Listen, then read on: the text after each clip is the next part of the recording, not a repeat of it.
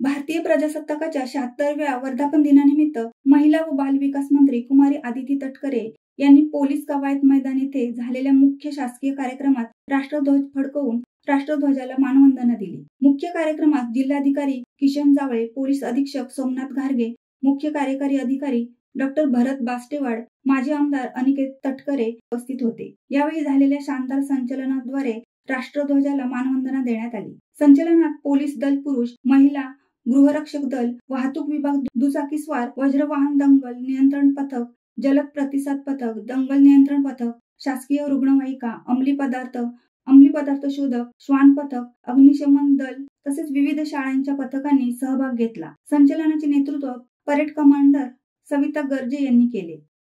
शिवसत्ता टाइम्ससाठी धनंजय कवटेकर, अलिबाग। दे धडक बेधडक वृत्त देणाऱ्या आपल्या शिवसत्ता टाइम्स न्यूज चॅनलला लाल बटन दाबून सबस्क्राईब करा आणि बेल आयकॉनला क्लिक करायला विसरू नका।